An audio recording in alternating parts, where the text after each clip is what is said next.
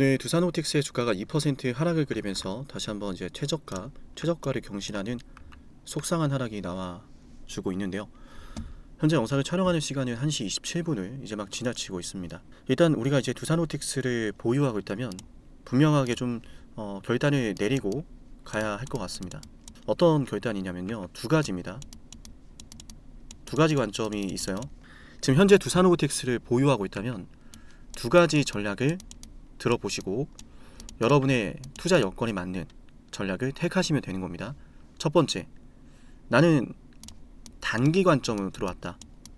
이 종목 짧게 빠르게 먹고 빠르게 수익 내고 나오는 관점이었는데 하락을 하고 있다. 그러면 이분들은 애초에 단기 관점으로 들어오셨으니까 지금 손절을 한 게 맞습니다. 아닌 건 아니라고 말씀드린 거예요. 물론 저도 이런 말씀드린 거 쉽지 않습니다만 왜 말씀드리냐면 지금 두산호틱스는 굉장히 중요했던 추세를 이탈을 했어요. 이탈했습니다. 이 자리에서 반등이 나왔다면 주가가 쭉쭉 올라갔을 텐데 제가 이거는 기존에도 말씀드렸어요. 그죠? 단기적인 상승이 나오기 위해서는 해당 추세선을 지켜야 하고 여기를 이탈하지 않으면 하방으로 더 밀릴 수 있다. 그게 지금 시작이 되고 있는 거거든요. 자, 그래서 너무나 속상하지만 단기 관점으로 짧게 먹으려고 들어왔던 분들은, 빠르게 치고 빠지고 하려고 했던 분들은 지금 이 자리에서 매도하고 그냥 나가는 게 맞습니다. 다른 종목 보시는 게 좋아요. 근데 제가 이런 말씀을 드리면 우리 두산호틱스 주주분들은 대다수가 저는 단기가 아닙니다 라고 하는 분들이 있을 거예요. 저 역시도 같은 관점이고요. 자, 그럼 중장기 관점으로 대응하고자 하시는 분들은 어떻게 될까요? 여기서 손절 아닙니다. 매도 아닙니다. 아니에요. 매수 아닙니다. 지금도 매수하면 안 돼요. 그냥 무작정 물타기 하지 마세요, 여러분. 그리고 가급적이면 기다리세요. 지금은 내용 말씀드릴게요. 일단은 우리가 이 종목을 왜 지금 이제 중장기적인 관점으로 보려고 하냐면 그게 가장 중요해요, 사실은. 맞나요? 그러니까 저는 이 영상 너머로 제 영상 보시는 분들에게 명확하게 말씀을 드리면요, 아닌 건 아니라고 말씀을 드려요. 아닌 건 아니다. 제가 잘못한 건 잘못했다 그러고 예상하지 못했던 건 예상하지 못한 것에 대해서 사과 방송도 해드리고 제 기준에 맞춰서 말씀을 드리거든요. 그래서 말씀을 드리면 두산호틱스를 제가 중장기적인 관점으로 이제 봐도 된다라고 우리가 시간을 좀 들여서라도 한번 끝까지 한번 가보자라고 말씀드린 이유는 일단 얘는 로봇주예요. 로봇주. 이거 하나만으로 사실 어마어마한 프리미엄이거든요. 지금 당장은 주가가 이 로봇주라는 거에 편승을 못하고 있죠. 이 로봇주라고 하는 이 어마어마한 타이틀에 걸맞는 상승이 안 나오죠. 그래서 사실 이게 우리한테는 와닿지 않을 텐데, 팩트 하나 말씀드릴까요? 여러분, 로봇주 앞으로 오를까요? 떨어질까요? 자, 로봇주가 떨어질 겁니다. 앞으로 절대 못 갈 겁니다. 이러는 사람들은 없을 거예요. 우리 두산호틱스에 대해서 좋지 않게 보시는 분들조차도 로봇주는 언젠간 가긴 갈 거예요. 근데 지금 안 가니까 그러죠. 이런 얘기들을 하실 거예요. 그죠? 근데 제가 말씀드렸죠. 로봇주는 언제든 즉시 출발을 할 수도 있는 섹터 중에 하나다. 물론 지금 이제 고금리 영향 때문에, 외부적인 매크로 요인 때문에 성장주들이 지금은 부진한 시기인 건 맞아요. 부진한. 다만 그거를 바꾸어 줄 수 있는 이벤트가 하나 기다리고 있죠. 그게 바로 2026년 2분기 실적 발표인 거예요. 그래서 이게 우리한테 너무나 중요한 거예요, 사실. 근데 지금 주가가 조정을 받고 있잖아요. 조정을 받고 제가 말했던 중에 추세를 이탈을 했잖아요. 그죠? 그래서 2분기 실적 발표로 주가가 오르는 게 아니라 2분기 실적 발표로 얘가 바닥이라는 걸 잡을 가능성이 높아요. 아, 얘는 이렇게까지 밀린 건 너무 과하다.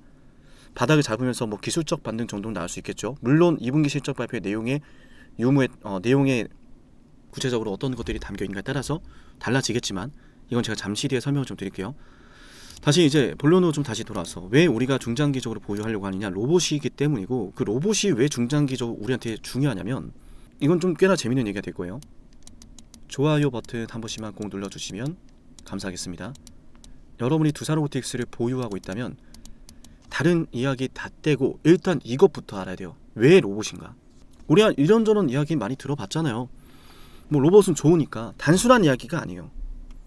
자, 오늘 좋아요 버튼 누르면 할 겁니다. 두산호틱스가 별로라고 생각하셨던 분들조차도 나 원래 단기 투자하러 들어왔는데 중장기 강제로 그냥 중장기 투자할 정도로 매력적일 거예요. 그 정도로 자신이 있습니다. 딱 좋아요만 누를게요.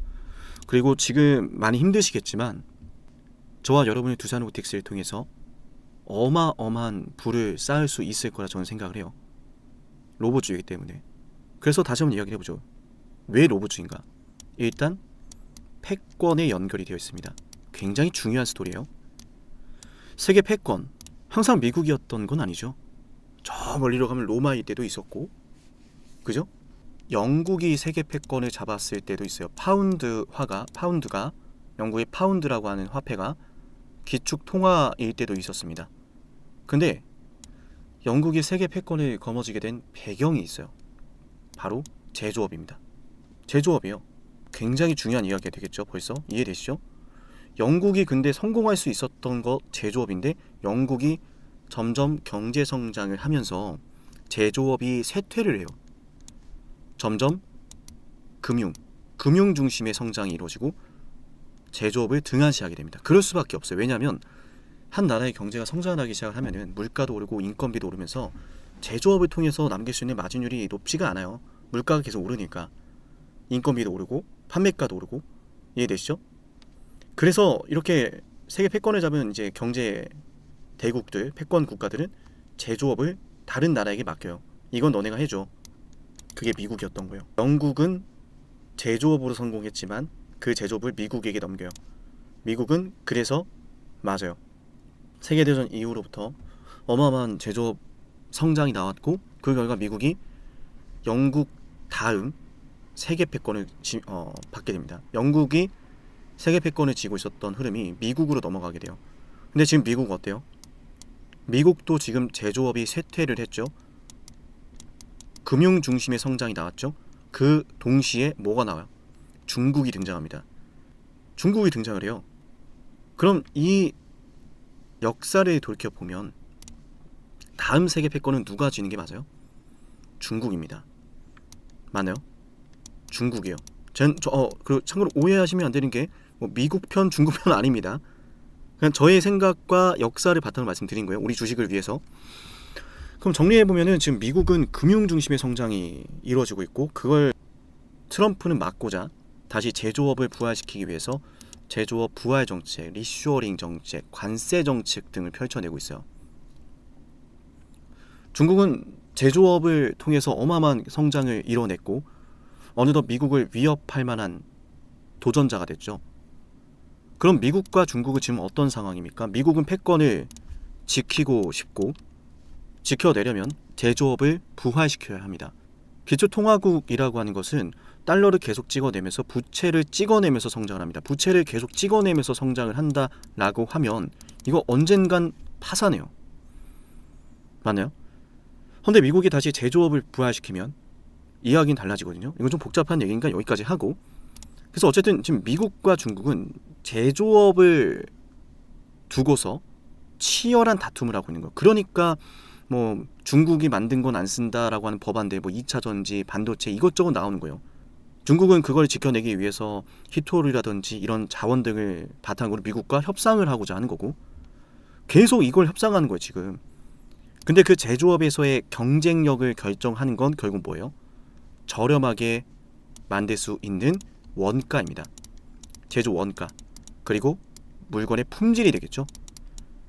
뭐 기본적인 뭐 품질이 그렇게 중요하지 않은 품목들 같은 경우에는 상관이 없겠지만 반도체라든지 바이오라든지 뭐 자동차라든지 이런 국가 전략적 산업 제품이라든지 이런 부분들은 원가도 중요하지만 품질도 중요해요. 지금은 이 원가와 품질을 모두 잡는 게 중요하거든요. 그러니까 원가와 품질을 모두 거머쥘 수 있는 국가가 뭘 한다는 거예요? 패권을 거머쥔다. 그럼 한국은 제조업 좋았는데 왜 패권을 못 거머쥐었죠? 한국은 뭐가 안 나요? 기름 한 방울이 안 나요. 제조업을 돌리려면 뭐가 필요해요? 에너지가 있어야 됩니다. 에너지라도 없으면 뭐라도 있어요. 노동력이라도 풍부해야 돼요.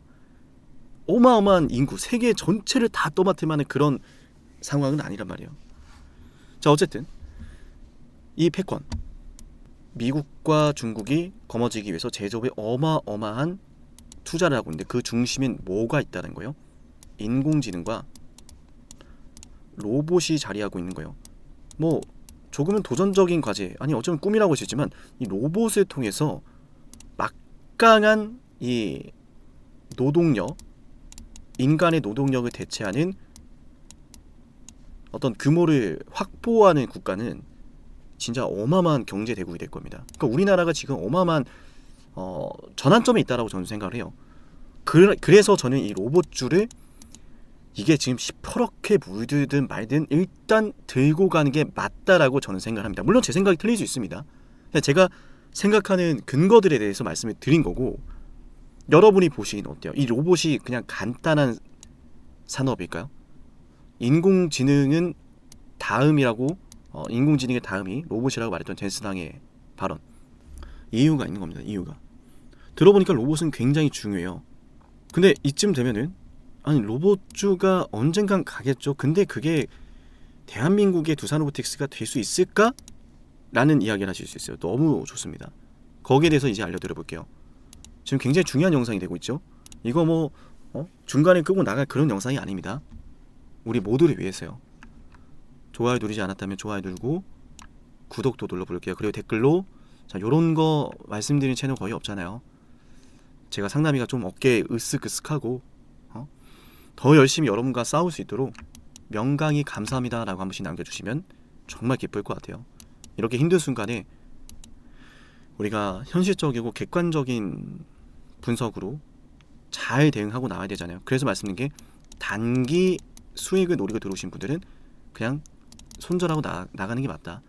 근데 이야기 들어보고 난 단기가 아니라 난 중장기로 전환해야겠다 싶으신 분들은 따라오시면 되는 거고요. 중장기 분들은 이거 여기서 굳이 손해봐가면서 팔 필요는 없어요. 왜? 시간이 흐르면 우리가 원하는 방향으로 갈 거라 보기 때문에. 그럼 다음 이야기로 가죠. 이렇게 좋은데 주가 떨어지고 있는데 어찌 두산로보틱스가 로봇주의 수혜가 될 거라 보느냐. 일단 지금 두산로보틱스는 코로나 당시에 협동 로봇의 수요가 폭증했던 시기입니다. 협동 로봇의, 즉 로봇의 수요가 폭증했던 시기 2018년도부터 2021년도 이 기간 동안에요. 어떤 일이 있었냐면 두산로보틱스의 매출 성장률이 전 세계 1위를 기록합니다. 매출의 성장률. 그와 동시에 전 세계 시장 점유율 4위까지 등극을 합니다. 협동 로봇이라고 하는 수요가 폭증을 할 때 그 수요의 방향성이 두산 로보틱스로 향했다라는 거예요. 나 협동 로봇 지금 필요한데 그 협동 로봇 두산 로보틱스 너네한테 받을게 라고 했던 거예요.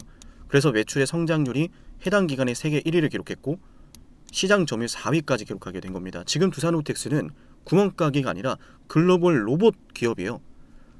이게 지금 현 시점이거든요. 그래서 우리가 중요하게 보는 게 뭡니까? 2분기 실적인 거예요. 이건 제가 또 말씀드릴 거지만 제가 이 코로나를 말씀드리면서 여러분께 설명드린 게 뭐예요? 그러면 로봇의 수요가 폭증했을 때 두산 로보틱스가 그 안에서 성과를 보였다. 로봇이라고 하는 섹터 안에서 아무리 활발하게 성장을 해도 로봇이 아무리 좋은 산업이라도 그 안에서 두산 로보틱스가 뭔가 성장하는 스토리를 보여줄 수 없다면 주가는 떨어진 게 맞아요. 근데 두산 로보틱스는 보여줬단 말이에요. 그 안에서 경쟁력이 있으니까 매출의 성장률이 1등을 기록한 것이고 그 안에서 시장의 점유율도 확보를 했고 그럼 이제 그 다음은 뭐냐? 그 다음이 바로 지금 이 2026년도 2분기 실적의 내용이다 라는 거죠. 굉장히 중요하고 중요한 부분이거든요. 이게 우리의 타점을 더 정확하게 잡아줄 거예요. 그 타점은 제가 우리 영상 보신 구독자분들은 무료로 모두 잡아드릴 거고 뭐 VIP만 드리고 그러는 내용은 아닙니다. 구독만 하시고 7371-7454기로 두산 로보틱스라고 남겨놓으면 제가 타점을 잡아드릴 거예요. 자, 타점을 잡으려면 그래서 2분기 내용을 이해를 해야 되는데 어떤 걸 이해를 해야 되냐면요. 지금 두산 로보틱스 같은 경우에는 원액시아를 인수를 했잖아요. 원액시아를 인수를 하면서 북미 지역의 고객사 확보하는 게 목적이었다고 발표를 했었고 원액시아를 인수하고 나서 북미 지역의 고객사들을 통해 지금 현재 수주 잔고가 급격하게 늘어났다는 사실은 우리가 작년 말부터 들어왔습니다. 그 결과 실제로 두산로보틱스의 지난 2026년도 1분기 매출이 153억 원을 기록을 했고요.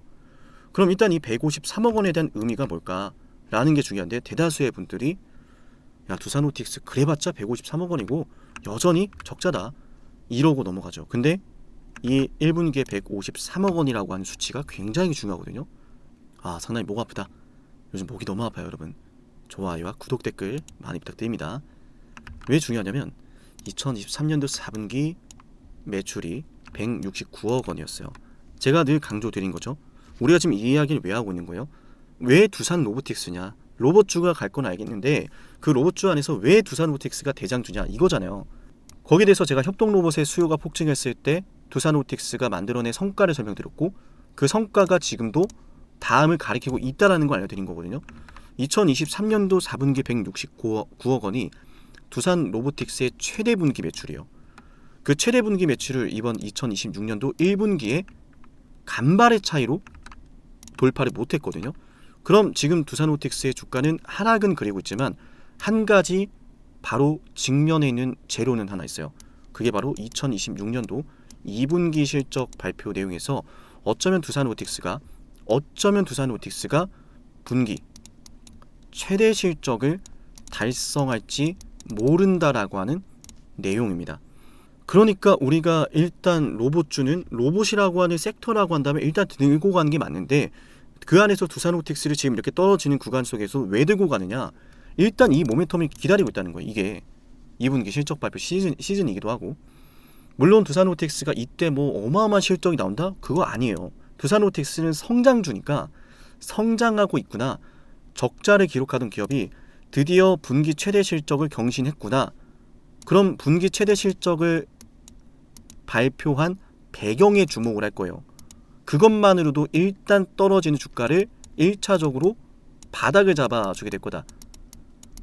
그럼 상장님 2026년도 실적 발표 내용이 중요하겠네요? 네 맞습니다. 그래서 중요하다라고 말씀드린 거 그걸 보고 우리가 뭘 해야 된다는 거예요? 타점을 잡아야 된다 라고 말씀드리는 거예요. 이해되셨죠? 그래서 그 타점을 잡아야 되니까 문자를 신청해 놓으라고 말씀을 드리는 거고요. 맞나요? 그럼 2026년도 2분기 실적 발표가 좋으면 이게 어떻게 될까? 우리가 두산 로보틱스 지금 비중이 중장기 관점으로 접근하신 분들은 지금 비중이 많은 분들이 클 거예요. 그리고 이분들 같은 경우에는 이미 제가 이런 내용들에 대해서 정말 오랜 시간 말씀을 드려왔기 때문에 맞습니다. 지금 비중 크고 지금 시간을 들여서라도 투자를 해야 되는 종목이라고 생각합니다. 그리고 여러분들이 이런 판단을 한 배경에는 제가 설명드렸던 것들이 있겠지만 본질적으로 여러분들이 이 주식으로 찔끔 먹고 나오려고 하는 게 아니기 때문이에요. 맞나요? 10% 20%가 아니라 내가 3전 바닥에서 못 잡았는데 이거 잡았다면 어땠을까? SK하이닉스 이거 10만원대 잡았으면 어땠을까? 이런 생각 누구나 하잖아요. 우리가 이런 누구나 부러워하고 누구나 생각하는 그 수익률을 위해서 지금 이런 순간도 견디는 거예요 사실. 그래서 이걸 견디고 있는 분들은 나중에 주가 올라갈 때 그 상승 속에서 이거 먹고 못 나간다라고 하는 배짱이 분명히 있으실 거예요. 이것도 견디고 있기 때문에 우리가 이걸 지금 견디고 있는 거예요. 그럼 우리한테는 중요한 거는 2026년도 2분기 실적 발표를 시작으로 해서 바닥이 잡히고 두산 로보틱스의 주가가 최고가 17만 3천 원이라는 거 이걸 돌파하는 거 이 돌파하는 게 꽤나 중요할 텐데 이거 모르면은 이 타점 잡는 게 뭐가 의미가 있어요. 그죠? 제가 여러분들한테 자 문자 남기세요. 타점 잡아드릴게요. 이게 뭐가 중요해요. 그죠? 결국 얘가 두산 로보틱스가 17만 3천 원에 돌파한다라고 하는 그 전략이 우리한테 필요한 건데 중요하겠죠. 이것도 알려드릴게요. 자 아직 좋아요 안 누르셨나요? 누를만 합니다. 제가 이거 계속 눌러달라고 말씀드린 이유는 두산 로보틱스 보유하고 있는 분들이 이런 내용들을 많이 아셔야 되고요. 그래야 기준이 서겠죠. 들어보시고 뭐 무작정 매수합시다 올라갑니다 이런 방송 아니잖아요. 단기 관점이었다면 추세 이탈했으니 정리해라. 그리고 두산 로보틱스 중장기적인 관점이면 이런 기준이 있다 들어보셔라. 들어보시고 맞으면 함께하자 이런 방송이잖아요. 그럼 이거 얼마나 많은 분들에게 도움이 되겠어요. 좋아요와 구독 잊지 마세요. 그럼 이제 세 번째 이야기로 그래 타점 잡아서 얘 이거 돌파하는 관점 우리가 공략할 수 있을까? 할 수 있다고 생각합니다. 왜냐하면 자 제 시나리오는 이러요. 2026년도 2분기 실적 발표에서 제가 원하는 대로 원엑시아의 수주잔고 그리고 그 수주잔고가 매출로 인식되는 흐름이 시작된다면 확인된다면 분기 최대 실적 사이클이 확인이 된다면 그 다음 스텝으로 뭐가 이루어질 거다? 지금 로봇에 대한 정책이 미국에서 조용히 시작이 되고 있어요. 어떤 정책?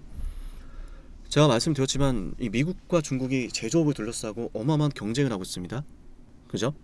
자, 그 안에서 미국이 이 제조업을 위해 로봇이 얼마나 중요한지를 이미 깨닫고 있어요. 중국도 그걸 알아서 어마어마한 돈을 쏟아붓고 있습니다.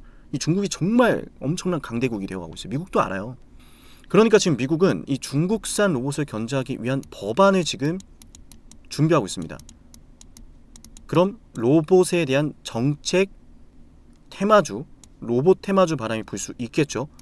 2분기 실적에서 두산로보틱스가 괄목할 만한 성과까지 보여준다면, 최대 분기 실적이라든지 이런 게 나와준다면 이 로봇 법안에 따른 테마주, 지금 이미 올해부터 시작이 됐어요. 하반기에 나올지 좀 봐야 되는데 테마주 바람 불 수 있겠죠. 로봇 테마주. 그 다음에 두산로보틱스의 개별적인 엔비디아와의 호재입니다. 엔비디아와 지금 두산로보틱스가 피지컬 AI 같이 기술 협력 동맹하고 있잖아요. 애초에 두산과 엔비디아는 굉장히 밀접한 관계고, 그래서 제가 말씀드린 게 젠슨항이 지금 한국에 와서 공 던지고 간 거 그냥 이거 놀러 온 게 아니다라는 거예요. 아니 너무 이제 재밌지 않아요? 이거 젠슨항이 뭐 그냥 야구 좋아해서 야구하러 온 거다라는 사람들. 물론 그 말이 맞을 수도 있겠죠. 근데 어느 기업이 어느 CEO가 그것도 무려 엔비디아 CEO가 할 일이 없어서 한국을 온 것도 아니고, 한국을 온 걸 지금 누구나 다 알고 있는데 그 수많은 프로야구팀들 중에서 두산 베어스를 콕 집어가지고 시구를 하고 있냐고요. 심지어 등번호가 엔비디아와 두산 각각 창립 연도 끝자리였어요. 엔비디아 젠슨왕은 엔비디아, 박정훈 회장은 두산의 창립 연도. 그래서 말씀드린 게 엔비디아와 두산은 굉장히 밀접한 관계다라는 것을 공식적으로 우리가 또 확인을 했고, 메디슨 황까지 왔다 갔던 상황이니까 이 로봇의 바람 불기 시작하면서 엔비디아 호재까지 나오면서 두산로보틱스가 지금 실적도 지금 성장하고 있다라고 한다면 북미 지역에서 두산로보틱스가 얼마나 더 성과를 보여줄지에 주목을 하게 되겠죠. 그럼 2분기 실적 발표가 쏘아 올리는 작은 신호탄이 연쇄적으로 법안이나 호재 이쪽으로 빠져들기 시작할 수 있다는 거. 그럼 이 주가 지금 이렇게까지 빠졌던 거 전고점 돌파를 시킬 수 있을까요, 없을까요? 아직 가늠이 안 된다면 잘 들어보세요. 우리 인정해야 될 게 뭐예요? 두산로보틱스 지금 이렇게까지 올라오는 동안에 보여준 게 없어요. 분기 최대 실적을 달성했어요? 그런 적 없죠. 매출이 역대 최대 매출 찍고 막 그랬어요? 그런 적 없죠. 엔비디아랑 구체적으로 뭘 하겠다 나온 거 있어요? 없죠. 전부 다 뭐예요? 기대감이었어요. 근데 제가 방금 말씀드렸던 것들은 그 기대감이 소멸하는 단계가 아니라 기대감이 더 구체화되는 것이고, 그 기대감을 가지고 주가를 충분히 올려낼 수 있는 내용들이죠. 이전에 주가가 상승했을 때 재료보다 더 디테일하고 윤곽이 드러나고 정말로 큰 돈을 벌지 모른다라고 하는 내용이, 성장 스토리가 두산로보틱스에게 지금 펼쳐지는 내용이란 말이에요. 그럼 이거 여기에서 이 최고가 17만 3천 원, 이거 엔비디아가 그냥 한국 왔다는 걸로 여기를 만들어냈는데, 이제 엔비디아랑 엔비디아 젠슨왕이 한국 왔다 수준이 아니라 두산로보틱스가 로봇 열풍을 타고 미국에서 성과도 나오고 미국의 법안 수혜도 받고 그 안에서 엔비디아랑 구체적으로 이거 하겠대, 이거 못 드러내겠어요? 엔비디아랑 구체적으로 뭘 하겠대 라는 건 언젠간 나오지 않을까? 왜? 지금 얘네가 그걸 하고 있잖아요. 지금 이거 되게 간단한 논리 아니에요? 여기에 대해서 뭘 추측하고 그럴 필요가 없어요. 뭘 할지 나도 몰라요. 여러분도 몰라요. 근데 하나는 알죠. 엔비디아랑 두산이랑 두산로보틱스랑 뭔가 하고 있어요. 얘네가 기술진들 다 만나가지고. 그러니까 두산이 미국 가서 젠슨왕 만나고 주가 오르고, 그러니까 메디슨 왕이 한국 와서 두산로보틱스의 이노베이션 센터 방문하면서 주가 오르고, 젠슨왕 시구하면서 주가 오르고 이랬던 거예요. 그 다음 뭘까를 생각하면 지금 떨어지는 주가 상황을 우리가 속상하긴 하지만 그냥 매도해야 된다, 끝났다라고 단정 짓는 게 오히려 더 이상하다라는 거예요. 근데 단정을 짓도록 뭘 하고 있어요? 유도하고 선동하지 않습니까? 제가 두산로보틱스 방송하면 희망 고문하지 말라고 헛소리를 하지 않습니까? 제가 지금 한 게 희망 고문인가요? 오히려 두산로보틱스를 못 간다라고 하는 사람들이, 그 사람들이 더 실망 고문하는 거 아니에요? 그 사람들은 지금 실망 고문을 하는 거예요. 실망 고문. 왜 실망 고문을 시키냐라는 거예요. 맞죠? 제 말이 맞지 않습니까? 제 말이 맞다면 댓글로 함께 외쳐주세요. 우리 두산로보틱스 돈벼락이라고 말이죠. 그래서 지금 같은 상황에선요, 우리가 떨어지는 주가를 보면서 속상한 건 어쩔 수 없지만 우리는 우리의 목표를 위해서 때를 기다려야 된다. 세력들이 바라는 대로 움직여선 안 된다라는 거예요. 생각해 보니까 요 세력에 대한 이야기, 제가 두산로보틱스 세력이 매집하고 있다라고 생각하는 이유, 뭐 기술적인 흐름도 제가 많이 말씀드렸지만 한번 들어보세요, 여러분. 블록딜을 진행을 했잖아요. 맞죠? 근데 그 블록딜이 어떻게 진행됐어요? 최초에는 두산이 PRS를 진행을 했고, PRS를 진행했던 두산로보틱스가 조기 정산을 하면서 조기에 그냥 정산을 해버려요. 증권사가 이제는 그 물량을 받아갔고, 증권사는 그 물량을 받아서 블록딜을 했고, 그 블록딜에 참여하는 주체는 운용사, 뭐 펀드, 이런 애들이거든요. 주체가. 걔네들은 이거 1조 원이 넘어가는 물량을, 1조 원이 넘어가잖아요. 이거 왜 받았어요 지금? 왜 받았을까요? 상식적으로 이거 왜 받았을 것 같아요? 돈 벌려고 받았겠죠. 저렴하니까, 나중에 올라갈 것 같으니까 받았겠죠. 맞나요? 심지어 이 안에서 받았단 말이에요. 심지어 이 안에서. 그죠? 그럼 우린 판단해 볼 수 있는 게 뭐예요? 1조 원의 블록딜을 받은 녀석들, 평단가보다 주가가 떨어져 있는 거예요. 그럼 이거는 우리가 매수의 근거가 되는 거예요? 아니면 매도의 근거가 되는 거예요? 매수의 근거가 되죠? 문자 신청해야겠죠? 그럼 하나만 더 여쭤보겠습니다. 이걸 근거로 했을 때 블록딜을 받은 녀석들 1조 원을 지금 들고 있을 건데, 이거 지금 판다고 하면요, 주가 어떻게 되겠어요? 아니, 어떻게 되냐까지도 가지 맙시다. 팔 수 있겠어요? 지금 매수 주문 걸려 있는 게 7,000주입니다. 7,000주요. 7,000주 걸려 있는데, 이 7,000주 지금 만약에 블록딜 들어갔던 애들이 싹 다 매도한다 그러면 이거 어떻게 되겠어요? 방어 되겠습니까? 방어 되겠어요? 방어 안 된단 말이에요. 방어 안 돼요. 주가 어떻게 된 거? 하방 VI 걸리기 시작하면서 이런 일이 벌어지라고 하는 건 아닙니다. 오해하지 마세요. 하한가를 가는 거예요. 그러니까 애초에 받았던 물량을 지금 엑싯을 할 수도 없다는 거예요. 엑싯을 하려면 이벤트가 있어야 되고 유동성이라는 게 풍부해져야 되는데, 지금 유동성 개뿔 팔지도 못해요. 하루하루 335 이렇게 터지잖아요. 자, 여러분, 335 이렇게 하루하루 터지는데, 이거 만약에 물량을 다 털기 시작하면 주가가 그냥 이렇게 빠지겠어요? 하루하루가 그냥 급락이에요. 그냥 수십 %씩 쭉쭉 빠진다고. 호가창이 가벼워서. 그럼 우리가 예상해 볼 수 있는 흐름은, 블록딜에 지금 참여한 녀석들은 숨죽이고 기다리면서 뭘 하고 싶겠어요? 이렇게 주가 떨어져 있으니, 야, 기왕이면 조용히 개미들이 던지는 물량을 받아가자라고 하겠죠. 개미들이 던지는 물량을. 근데 우리가 이제 투자자별 매매 동향을 보면, 이런 젠장할 지난 6월부터 9일, 7월달까지 외인은 1,000억을 매도해요. 맞죠? 외인은 계속 1,000억만 매도하고 있어요. 근데 이게 과연 어떤 흐름입니까? 세력이라고 하면 항상 외인이 세력이에요? 세력이라고 하면 외인이 항상 세력입니까? 외인이 들어와주면 좋죠. 그리고 외인들이 어디 뭐 대놓고 다 외인이요 이러고만 들어와요? 개인도 쓰고 다 쓰잖아요. 펀드사들도 있고. 뭐 어쨌든 제가 말씀드린 건, 우리가 이제 이 투자자별 매매 동향을 절대적으로 믿지는 말자.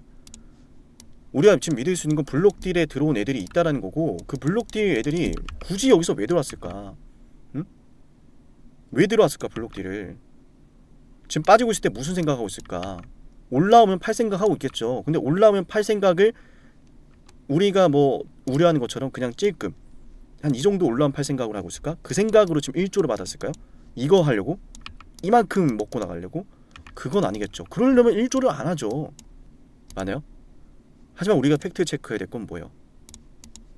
자, 속상하지만 인정해야 될 게, 일단 이 추세를 두산로보틱스가 이 안에서 움직이다가 깼단 말이에요. 그럼 이 두산로보틱스는 지금 이제 어디 만나러 가는 거예요? 자, 파란색으로 표시해 드릴게요. 괜찮습니다. 이 파란색 추세를 찍고 반등이 나올 수 있어요. 그러면은 이제 이 파란색 상단선까지 내려갈 때 우리 물타기 하면 돼요? 안 돼요? 안 되죠. 파란색 상단선 지지 받는지 체크해야 되고, 파란색 선, 그죠? 파란색 선, 과거 상단선이었습니다. 하락 추세 상단선. 그와 동시에 이제 추세 지켜주는지, 이 구간에서 반등 나와주는지 확인함과 동시에 뭘 봐야 돼요? 2분기 실적이 우리가 예상한 대로 나와주는지를 봐야 돼요. 만약에 이제 2026년도 2분기 실적에서 분기 최대 실적 발표가 안 나면 어떡하나요? 그러면은 그 내용 안에 3분기라든지 4분기에 기대를 걸어볼 만한 성장세가 있었는지를 봐야 돼요. 이번에 분기 최대 실적이 안 나오더라도 3분기, 4분기에 달성할 수 있을 거다라고 하는 기대감만 깔려도 됩니다. 말씀드렸지만 그런 기대감만 있어도 제가 설명을 드렸었던 로봇에 대한 법안 추진 상황이라든지 엔비디아 제로라든지 이런 것들이 반영될 수 있거든요. 그럼 그거에 맞춰서 우리가 또 매매 전략을 짜면 되는 거고, 그러니까 그냥 뭐 추세선에 지지받으니까 무조건 물타기 들어가는 것도 아니고 좋은 내용 나왔다고 뭐 그냥 물타기 들어가는 것도 아니라는 겁니다. 그래서 앞으로는 이제 실적 발표의 흐름을 보고 주가가 어떻게 움직인지를 체크한 다음에 수급도 체크를 하면서 우리가 매수 들어갈 거고요. 무리한 물타기는 절대 금지입니다. 미리 말씀드리지만 신용이나 융자 이런 거 쓰지 마세요. 아시겠죠? 이런 거 절대 쓰지 마세요. 내가 내 마음대로 종목을 보유도 못하고 내가 내 마음대로 매도도 못합니다. 강제 청산당할 수도 있으니까 절대 하지 마세요. 아시겠죠? 그래서 우리가 일단 1차적으로 이제 앞으로 주가가 올라갈 때는 말씀드렸던 이제 저점 확인, 매수, 타점 공략을 할 거고, 또 이제 신규 매수하신 분들, 또 분할 계획 있으셨던 분들 그때 참여하시면 되겠고, 종목을 이제 보유하고 있는 분들 중에서 이제 비중이 크신 분들은 앞으로 이제 상승을 그릴 때마다 우리가 리스크 관리를 좀 할 거예요.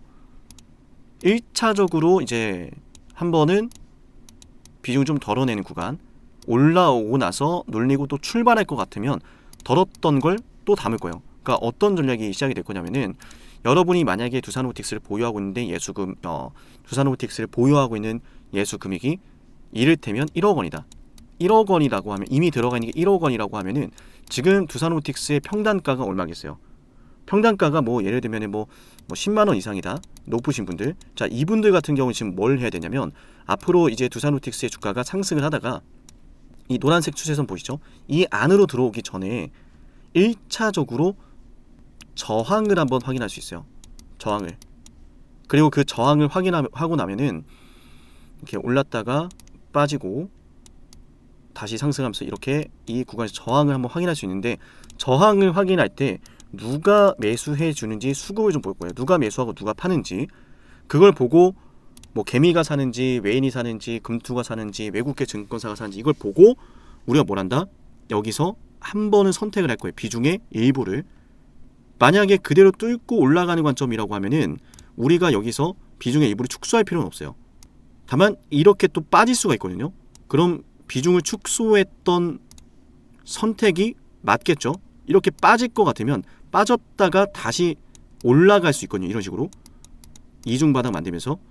그럼 우리가 요 다음번 단기죠. 지금 직면에 있는 이 상승 속에서 비중을 잠깐 줄였다가 맞고 떨어지면은 여기에서 사고 다시 이 수익을 보는 거예요. 이해되세요? 덜어냈다가. 왜? 리스크 관리만 하자는 거예요. 또 묶이면 안 되니까 이 수금이. 여기에 대한 매수 매도는 제가 다 해드릴 겁니다.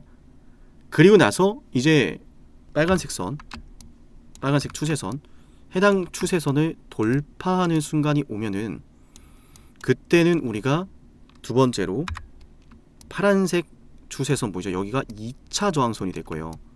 2차 저항선. 얘 2차 저항선을 다시 두들기면서 그 다음에는 이제 상승 추세가 이 안에서 나올 수 있는데, 그 안에서 우리가 이제 매도 전략을 구사할 거고, 최종적으로는 힘을 모아서 17만 3천 원을 돌파하는 구도로 들어갈 거예요. 단계별 시나리오가 저는 준비되어 있고 거기에 따른 대응을 해드릴 거라는 말씀 드린 거예요. 자, 여기에 따른 시나리오 하나하나 좀 대응을 하면서 한마디로 우리가 관리해야 되는 리스크는 관리를 하고 얻을 수 있는 이익치는 얻자라는 말씀을 드린 거예요. 거기에 따른 이제 분석을 이제 방송에서 최대한 해드릴 수 있는 건 해드렸고, 이제 남아있는 건 실시간 대응이거든요. 여기에 따른 대응은 7371, 7454기로 두산로보라고 남기면 제가 챙겨드릴 거고요. 네, 두산로보라 남기면 두산로보라고 남기면 확인하고 제가 장중에 신호를 드리도록 하겠습니다. 네, 영상 유익하셨다면 좋아요와 구독, 댓글 잊지 마시고요. 긴 시간 보시느라 수고 많으셨고, 마지막으로 우리 10만 구독자 달성을 위해 진행을 하는 선물도 좀 챙겨 드릴 건데요. 지금 오늘 캔들이 3% 하락하면서 윗골이네요. 이러면은 일단은 추가적인 조정이 좀 나올 가능성이 높겠네요. 연속해서 차라리 좀 빨리 이 반등이 나올 만한 이 구간에 좀 돌입을 해주는 게 좋을 것 같다는 생각도 많이 합니다. 아무것도 모르는 사람들은 분명히 이 종목 지금 매도하고 있을 거예요. 손절하고. 그럼 나중에 주가가 더 올라가기 쉬워지겠죠. 이 구간에서 저항이 한번 나올 거라고 말씀드린 이유도 최근에 이제 주가가 오르고 반복하면서 많은 신규 투자자들이 또 들어왔거든요. 자, 그 물량을 지금 털어내고 있는 겁니다. 사실 제가 볼 땐 그래요. 털어내고 있으면 여기서 많이 털리면 나중에 주가가 반등을 그릴 때 저항이라는 게 그렇게 강하지 않겠죠. 저항이라는 게, 그죠? 저항이 강하지 않으면 이렇게 한 번, 두 번 빼고 가는 게 아니라 그냥 한 번에 갈 수도 있는 거고, 상황은 이제 계속 유동적이고 변화를 하니까 우리 거기에 맞춰서 대응하자라는 말씀을 드린 거고요. 네, 영상 여기까지 보신 분들 말씀드렸던 대로 10만 구독자 달성을 위해서 진행을 하는 선물도 하나 챙겨 드릴 건데 어떤 선물인지 핵심 말씀드려 보겠습니다. 만약 지금까지 영상을 보셨다면 노력이라는 걸 아끼지 않으시는 분일 겁니다. 그리고 그 노력의 결과가 오늘 아주 중요한 기회를 여러분이 마주하게 만들었어요. 왜 기회일까요? 왜 기회인지 지금부터 핵심 설명 드릴 건데요. 감히 말씀을 드립니다. 빅사이클을 잡아라. 많은 말들 들어보셨을 거예요. 그 빅사이클이 과연 앞으로 어떤 게 될까? 수도 없이 많은 질문을 하실 텐데요. 만약 여러분들 지금까지 원전부터 시작해서 조선, 반도체, 방산, 바이오 이 모든 사이클을 다 최저점에서 맞춰낸 사람이 있다면 그 사람이 보는 다음 사이클은 뭘지 궁금하시겠죠? 그 사람이 어떤 사이클을 또 예상하고 있는지 여러분께 필요하지 않을까요? 맞아요.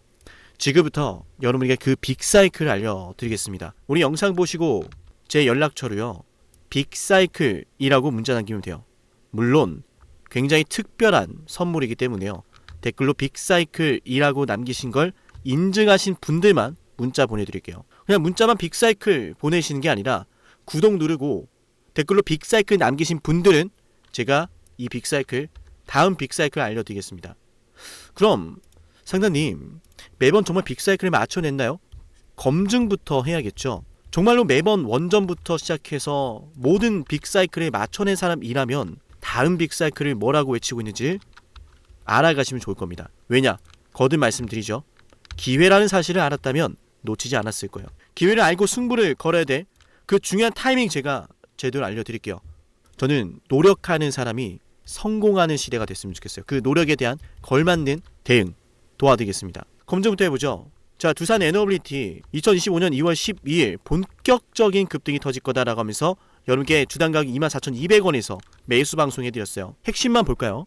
두산 에너빌리티 주주 여러분 반갑습니다. 우선 두산 에너빌리티 반드시 매수를 해놔야 됩니다. 반드시 급등이 나올 수밖에 없는 주식이고 너무나 좋은 주식임에도 불구하고 잘 차려진 이 밥상을 어떻게 먹어야 될지 모르시는 분들이 있을 수 있어서, 자, 들으셨죠? 제대로 알았다면 놓치지 않았을 겁니다. 밥상을 어떻게 먹어야 하는지 그 먹을 방법에 대해서 제대로 알려드렸고, 이 두산로보틱스의 주가가 24,200원에서요 얼마까지 올랐습니까? 맞아, 초급등 나면서 300% 폭등해버렸어요. 심지어 하나오션 역시도 말씀해드렸습니다. 조선 대장주 32,800원에 매수하자라고 방송해드렸고요. 그 매수 방송이 바로 여기 있습니다. 12월 19일이죠. 안타깝게도 당시에는 분위기도 좋지 않습니다. 떨어지니까 불안합니다. 하락하니까 불안해서 잡지를 못하고 보유하지 못하고 올라가는 거 기다리지 못합니다. 하지만 저는 여러분께 말씀을 드렸습니다. 기회란 사실을 알았다면 놓치지 않았을 거다 거듭 말씀드리죠. 기회라고 알려드렸습니다. 하나오션 어마어마한 호재 터지면서 363% 급등했습니다. 이어서 삼성중공업도 여러분에게 이런 사이클을 말씀을 드렸어요. 와, 매출이 어마어마하네요. 어마어마하죠. 그죠? 매출이 2026년도가 되면요 여러분들 10조가 넘어가요. 25년도 10조 넘어가고 26년도 12조가 되고 영업이익도 와우 정말 대단하네요. 그죠? 1조가 넘어갑니다. 이런 걸 좀 생각해 보면 그동안에 계속 이렇게 적자를 기록했던 삼성중공업이 24년도에 들어서 엄청난 큰 전환점을 맞이하고 있는 건 분명해요. 그죠? 그런데 중요한 것은 놀랍게도 삼성중공업의 연봉상 차트에 보시면 정말 충격적이에요. 뭐냐면 9년 동안 9년 동안 바닥을 기다가 2005년도부터 주가 급등했고, 이때 다들 뭐 있는지 아시죠? 그래서 똑같이 지금 9년 동안 이러고 있는 거예요. 근데 거래 대금이 심상치가 않죠. 수많은 자, 들으셨나요? 당시의 삼성중공업에 대해서 저는 9년 매집설을 말씀드렸고 실적 사이클에 대한 예고를 해드렸습니다. 그동안 흘러왔던 패턴을 보셔라. 똑같이 급등한 타이밍이다. 그리고 똑같이 지금 급등 나왔죠, 이미. 맞나요? 그리고 우리 채널 대표 한미반도체, 저는 여러분에게 HBM은 잭팟이다, 이거 터지기 전에 2023년도 11월 3일에 말씀을 드렸습니다. 심지어 이 영상 조회수가 22회예요. 진정한 대박주는 아무도 모르니까 조회수도 안 나옵니다. 관심도 없습니다. 왜? 이게 간다고? 이게 무슨 주식인데? 하지만 저는 이 영상의 4분에서 이런 말씀을 드려요. 앞으로 이런 아이들 이다 라고 하면서 말이죠. 핵심 한번 볼게요. 그 바로 배경은 무엇일까? 바로 HBM입니다. 한미반도체 생성형 AI의 HBM 반도체 생산. 자, 생성형 AI의 HBM 고대역폭 메모리가 반드시 들어가야 돼요. 이 HBM을 생산하는 게 바로 한미반도체 장비라는 거죠. 지금 우리가 잘 알고 있는, 너무 그냥 간단해요. 자, 삼성, SK 하이닉스, 엔비디아의 납품을 하거든요. 삼성과 SK 하이닉스가. 얘네 뭘로 만드느냐? 장비. 바로 한미반도체 장비예요. 자, 들으셨나요? 모든 게 터지기 전부터 여러분에게 기회라는 사실을 예고하고 있었습니다. 놓치지 않으시도록 저는 말씀을 드렸어요. 어쩌면 지금도 그 기회를 계속 저는 여러분에게 두드리고 있는지도 모릅니다. 허나 그 기회를 제대로 잡아내는 건 여러분의 몫이에요. 여러분이 그 기회를 잡아야 됩니다. 어떻게? 지금 영상 댓글 남기세요. 빅사이클이라고요. 빅사이클이라고 댓글을 남기면서 제 연락처 737-7454 보이죠? 여기로 빅사이클이라고 문자 신청하면 됩니다. 댓글 남기신 거 인증하시며 댓글 사진 저한테 보내시고 빅사이클이라고 남기신 분들에게만 다음 빅사이클의 종목을 공개할게요. 어쩌면 말이죠, 제가 방송으로 이미 알려드리고 있을지도 모르는데요. 맞아요. 눈치채신 분들은 어떤 종목인지 아실 겁니다. 맞죠? 허나 방송에서 알려드리지 않은 빅사이클 종목 존재합니다. 문자 남기면 알려드릴게요. 놀라운 사실은 현대로템에 대해서도 최저점에서 방산주 잡아냈습니다. 방산주에 대해서 이런 말씀을 드렸어요. 반도체나 2차전지에 밀리지 않을 종목이다 라고 하면서 말이죠, 대박을 눈앞에 두고 그건 말하지도 않고 선반영되었다라는 헛소리라면서 본인들은 매집을 하고 있어. 자, 자세히 볼게요. 들으셨나요? 급락이 나오는 주식을 놓고서, 이건 월봉상 차트예요. 캔들 하나당 한 달입니다. 이런 주식에 대해서 저는 여러분께 말씀드렸어요. 월봉을 보셔라. 매집이 되고 있다. 기회다. 펩트론 역시도 마찬가지로 최저점에서 방송할 땐 아무도 관심이 없습니다. 왜? 이 주식이 그렇게 되리란 걸 모르니까요. 펩트론 말씀드리고 나서 648% 폭등 나왔습니다. 펩트론 최저점에서 심지어 급락이 나올 때 말씀을 드렸죠. 맞나요? 놀라운 사실은 우리 에이베바이오, 일라이 릴리와 함께 엄청난 계약 규모 터지면서 급등 나왔는데, 계약 직전에 또다시 매수 10월 28일에 방송해드렸어요. 20만원 갈 걸 알죠? 라고 하면서요. 93,000원에서 방송했습니다. 다시 말씀드립니다. 어쩌면 지금 이 영상은 여러분이 둘도 없을 기회일지도 모릅니다. 빅사이클을 잡으세요. 그 빅사이클 언제 어디서 어떤 종목이 기회인지 제가 제대로 알려드릴게요.